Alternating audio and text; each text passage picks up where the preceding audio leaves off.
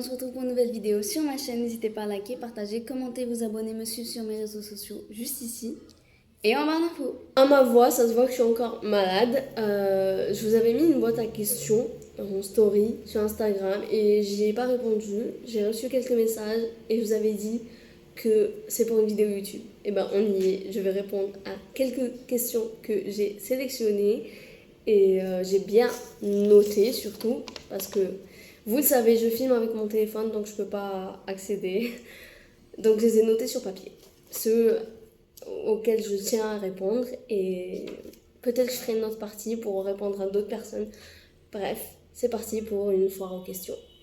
La première question que j'ai reçue, c'est « Es-tu heureuse ?» Il y a une personne qui m'a écrit « Es-tu heureuse ?» et je trouve que c'est un grand mot. Bien sûr, je dis grand et pas gros, hein, pour ceux qui n'ont mal compris. Grand mot, pas gros mot. Okay. Dans le sens où, pour moi, être heureux dans sa vie, c'est avoir accompli tout ce qu'on a envie d'accomplir. Ce qui n'est pas mon cas, je commence à peine ma vie. Donc je suis pas malheureuse, je suis pas triste, mais je suis pas heureuse non plus. Pour moi, je vais vers construire une vie heureuse et épanouie. Je suis en chemin. Voilà. En tout cas, merci, ça me touche beaucoup. Ça veut dire que ça t'intéresse si je vais bien ou pas. C'est trop mignon, donc merci pour cette question. Et on passe à la prochaine. Alors, j'ai vu ta vidéo sur l'amitié. Est-ce que je pense encore la même chose? En gros, c'est ça la question.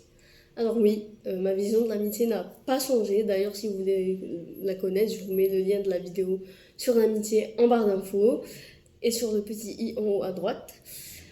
Alors, ma vision n'a toujours pas changé. Ne t'inquiète pas, c'est toujours ça pour moi le plus important dans l'amitié.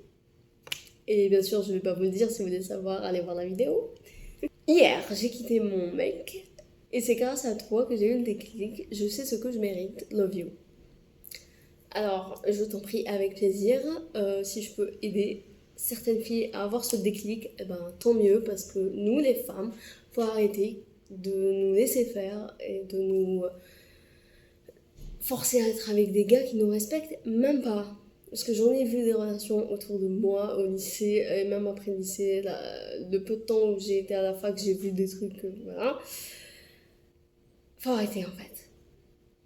À partir du moment où tu connais tes bases, tu sais quelle fille tu es, qu'est-ce que tu vaux dans ton éducation, tu vises la même chose, sinon c'est pas la peine. Tu n'es pas une merde, ok? On arrête de se laisser écraser par les hommes, hein. Stop! Tu l'as quitté et t'as bien fait. Si t'as eu le déclic, c'est qu'il y a un truc qui te va pas. Et tant mieux, j'espère que tu trouveras quelqu'un qui te conviendra vraiment. Voilà.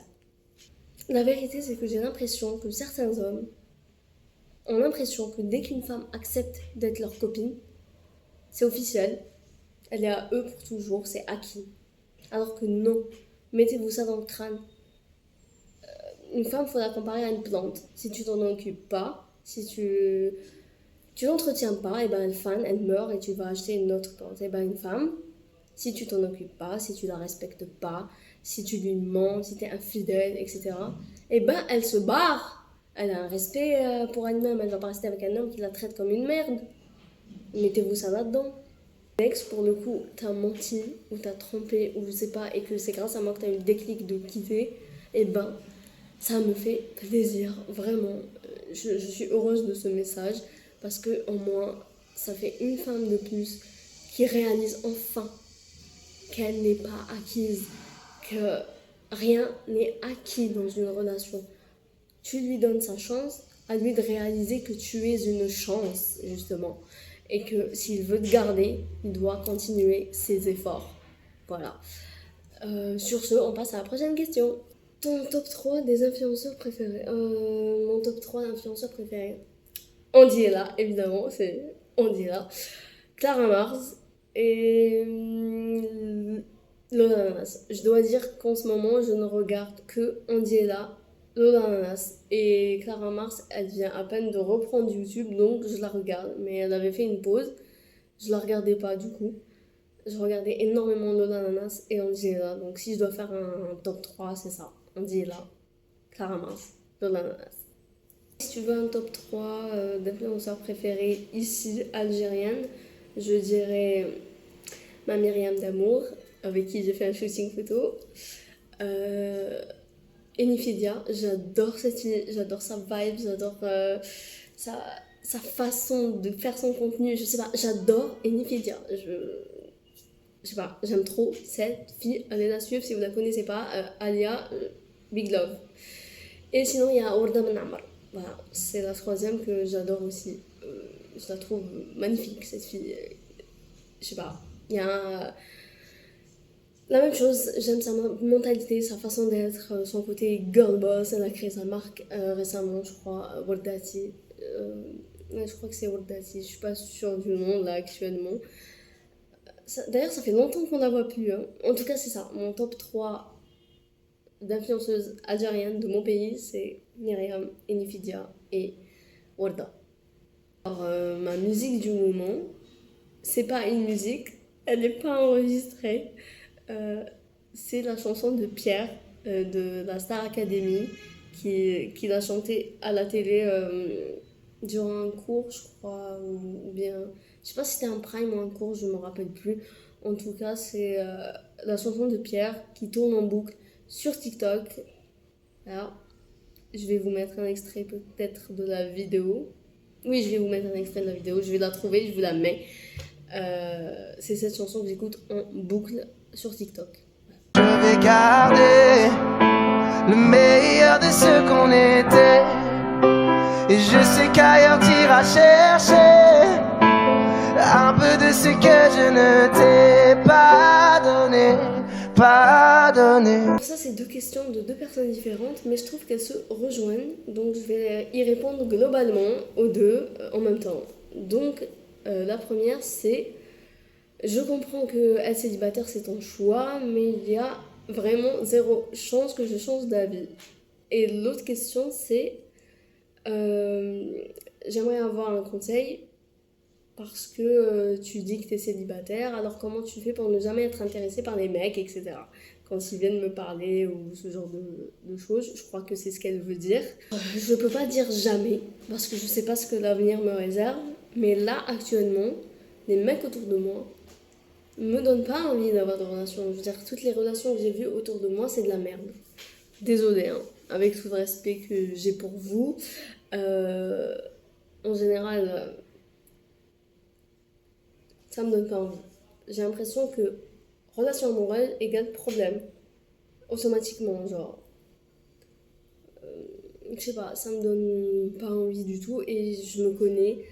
Je suis très, très, très, très, très libre. Dans le sens, demain, je me mets en couple avec un mec.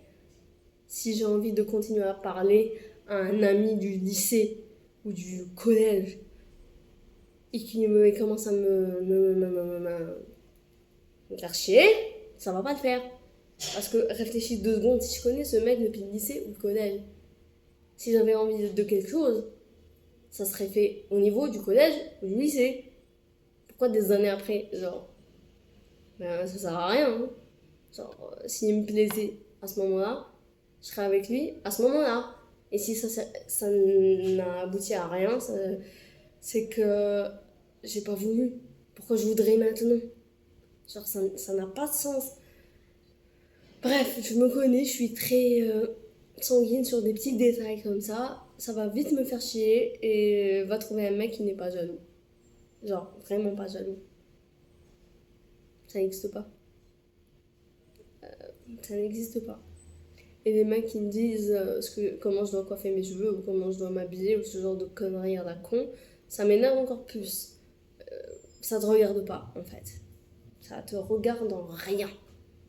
Je suis pas débile, hein. Je sais où est-ce que je peux me permettre certaines tenues et où est-ce que vaut mieux pas, sinon je me fais agresser, clairement.